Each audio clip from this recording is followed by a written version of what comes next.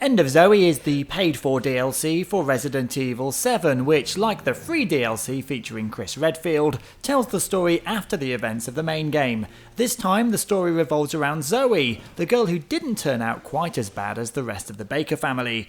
It picks up after the events in the bayou, where you can decide to choose to give the antidote to either Mia or Zoe. Of course, if you save Mia, Zoe gets into trouble, and this time it's up to Jack Baker's brother and Zoe's uncle to save the day with his fists. Whilst not a hero focused on gunplay, this game leads the way with fisticuffs as you fight everything with your bare hands. You'll be throwing haymakers, jabs and uppercuts using the left and right triggers at the Mould as they attempt to kill you. Although you won't have loads of control over which blows you do deal, it is fun beating 7 shades of shit out of them and then stamping on them to finish them off. You'll also be collecting grubs which you can eat to get energy back, gross, and a little bit weird to be honest. And also sticks you can pick up, you can craft into spears to throw at your enemies from a distance. Oh, and did I mention you can also craft the odd bomb and can throw it on the floor and detonate it?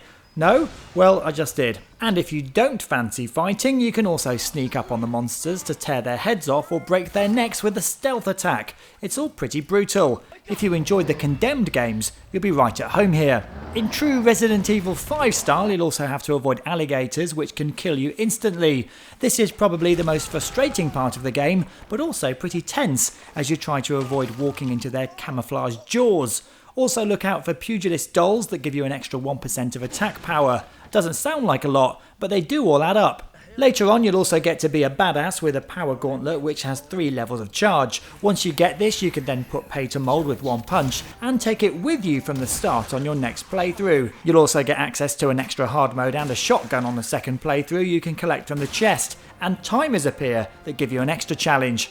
The up-close nature of this game is a lot of fun, and like the last DLC, it is short, coming in at around 90 minutes.